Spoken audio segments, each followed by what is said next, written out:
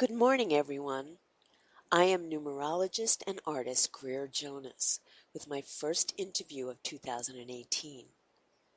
It is a very auspicious year as the numbers add up to an 11, which is the master number of divine inspiration. Today is January 22nd, and it is my great honor to introduce my guest speaker, Spiritual Astrologer, Samyama Flowering Tree. Welcome, Samyama. Hello. Thank you, Greer. How do you do? It's a pleasure to speak with you today, the 22nd. It's always a pleasure to talk to you, Samyama. So 2018, I'm already feeling the difference. It just feels so different. Is there something about the energy that is affecting ourselves and the world that has changed from an astrological perspective? Well, yes. In an advanced metaphysical perspective, it is the year 11, which is a very, very great master number. It has got something to do with the axiom as above, so below as above, with spirit having descended into matter last year, 2017, and is now choosing to start ascending slowly and surely, taking everyone on Earth and the Milky Way with it and the galaxy. And so that is a master number. It is the year of the Matriarch, the High Priestess, and the year of a meditative lifestyle, which is the mantra Soham. In English, it is translated as that thou art that. It's like telling you, you are God. And so it is very, very significant that this is happening. You know, that's very interesting about that because as a numerologist, I really appreciate the 11. You know, you had 2 plus 1 plus 8 equals 11, and in numerology, the 11 is the master number of inspiration and leadership. So that kind of falls in with what you're saying. Yeah. This is the emergence of woman power, the power of being a woman. The power not only of having love in the air, but the power of sublime love in the air. Because this time, this year, 2018, the love of the matriarch for the one is apparent, obvious, and is her goal. Wow. That's really interesting. Yes. Okay. So basically, spiritually, that is what is happening. The emergence of women, not only in this country, but in this whole galaxy, is going to be apparent. And a lot of women will wake up as if in a dream state while they were creating the world into being. They will feel like how the lioness felt when the lioness declared the lion king of the jungle. And this is the same thing that is going to happen to women. They will emerge and will declare the one as the emperor of all. It is also 2018 that we will see the first level of the axiom as above, so below as above. The below as being love is in the air. In the higher octave, it will be sublime love is in the air. We're growing. We're really growing spiritually. As to show you in the next 4 months, which is the number of manifestation into matter, we have Uranus entering Taurus. It is a shift in the consciousness of human beings for the next 7 years, and it is highly remarkable because that love, that sublime love which is in the air, is going to descend into matter and into the consciousness of every human being, all creatures great and small. So spiritually, that is what we are looking for. You know, I have a question about what you said about women. I mean, we certainly see that in our world, but I'm wondering, what about men? Is this just an allegory of women, or what about the male aspect? Oh, okay.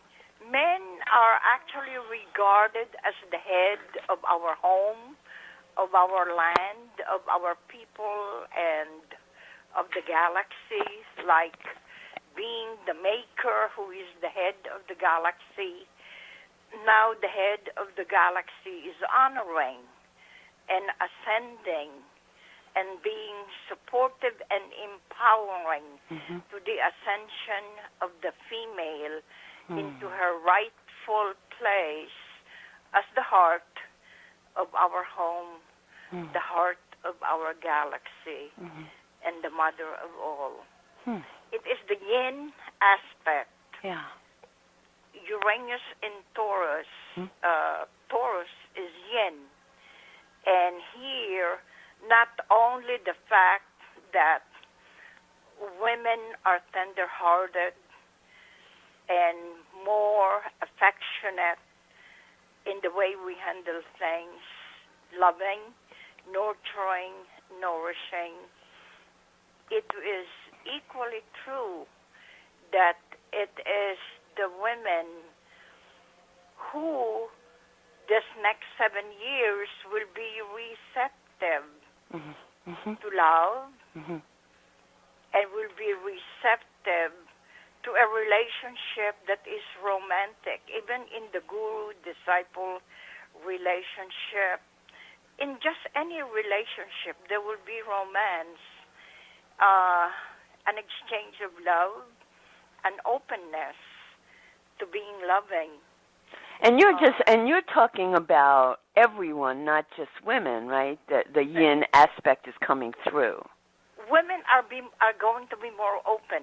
Okay. To take the first step. I see. In other words, I'm talking about women being assertive, a little bit more assertive than usual, as far as taking the first step to initiate a loving relationship. It doesn't have to be a sexual relationship. Right. I understand. But it will be a romantic relationship because women are awakening the goddess within.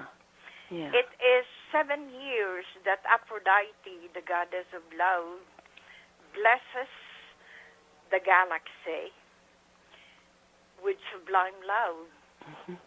And this is what we're going to be relishing as her daughters. And Mother Earth too. The love, the combined love of a mother, like Mother Earth.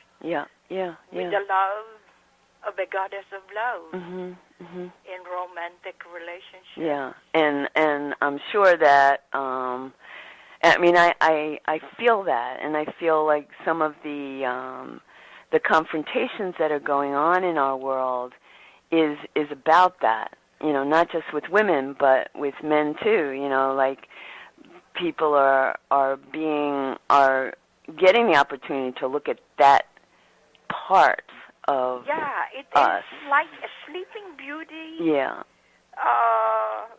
legend, you know. It's like a reenactment, and it is going to be displayed and show up in the next 7 years, starting May 16 to 18, for the next 7 years. Wow. And we will find that mentally appealing because love is an action word. And when you balance it with the yin aspect, it is romantic, nostalgic, and tenderly loving. And the male aspect, which happened last year, will be supportive of this act of the woman, and there will be a win-win relationship between the two sexes. There was a time in our history wherein there was a power struggle between men and women when women were just first emerging. Yeah. This time, that emergence is with the blessings and love, support, and muscle of the men. Yeah. Yeah. Honoring the Divine Mother and honoring at the same time the awakening of the goddess within. Well, in some ways it's hard to believe because, I mean, it's not hard to believe, but in some ways, with what is going on in our government, it feels like the masculine, aggressive piece is kicking and screaming. You know? Yeah, he may not like it, you know, in the same sense that when little boys are growing up, they have a very special relationship with their dad, like when they go fishing or whatever. But this time, there is a struggle. There seems to be there seems to be a struggle, but you know, just the very fact that there is such a struggle is showing what you're saying, because it you know, the other side is coming through so strongly. Yeah. And it is the love of a woman, just similar to the love of the lioness, you know, protective of her cubs. Yeah. And we are all the children of the Divine Mother.